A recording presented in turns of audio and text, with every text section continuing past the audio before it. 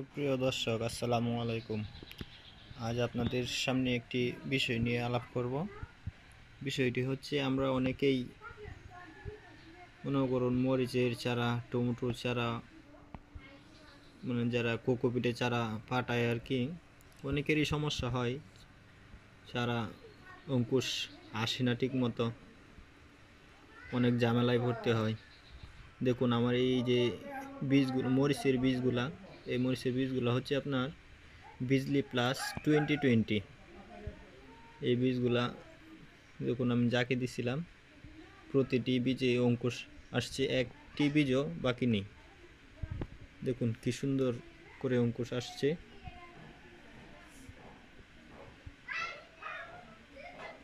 একটি বীজও বাকি নেই, দেখেন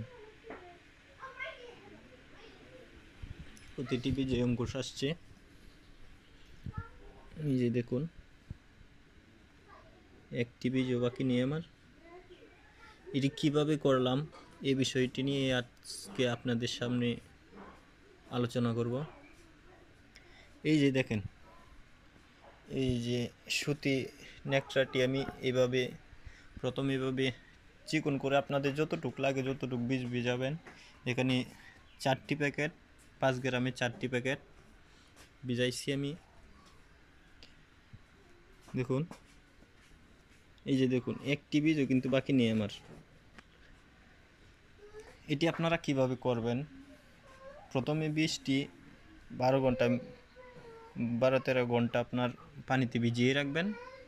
তারপরে দেখুন, এরকম একটি সুতি টানা দিয়ে, মনে করেন আপনাদের যতটুকু লাগে চিকন করে লম্বা করে দেবেন। লম্বা করে দিয়ে এতে কি হবে, এতে মনে করুন প্রতিটি বীজ এই নেকটার সাথে লেগে থাকবে, এই সুতি নেকটাটির সাথে লেগে থাকবে। যখন এই বীজটি মনে করুন যে নেকটাটার সাথে লেগে থাকবে, তখন অঙ্কুশটি সহজেই বের হবে। তারপর আপনারা এইভাবে মরিচের বীজ, টমেটোর বীজ, যাই কিছু করেন, যে কোনো বীজ এইভাবে দিলে আপনার অঙ্কুশ অতি সহজেই বের হবে। একটি বীজও আপনার মার যাবে না। এই যে দেখেন, একটি বীজও কোনো মার নাই, প্রতিটি অঙ্কুশই অনেক সুষ্ঠুভাবে বের হয়েছে। আপনাদের যেটা করতে হবে, নেকড়েটি পানিতে ভিজিয়ে ভালো করে চিপে একটু ভিজা ভিজা রাখবেন নেকড়েটা। পরে মনে করুন যে এইভাবে বল্টে দেবেন।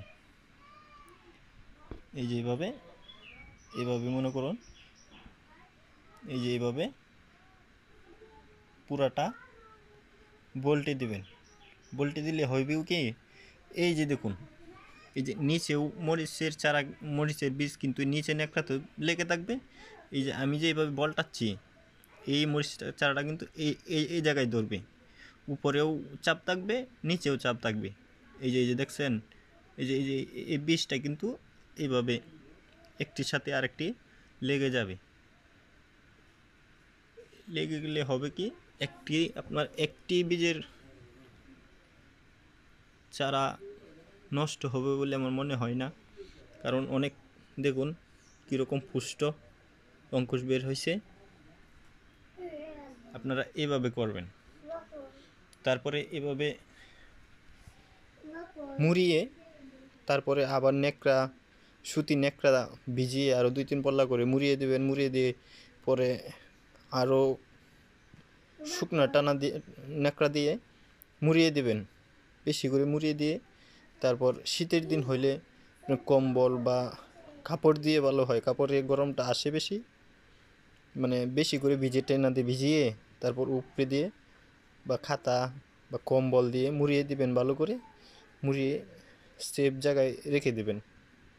রেখে দিলে 5 থেকে 6 দিন লাগে আর কি মরিচের চারা অঙ্কুশ বের হইতে। এই যে দেখুন, আমি বলটাইছি না, মুড়াইছি, এই সাইডেও কিন্তু লেগে গেছে, উপরের সাইডেও লেগে গেছে, এই যে নিচের সাইডেও আছে, দেখছেন। এই যে অতি সহজেই চারাগুলো বের হয়ে যাবে।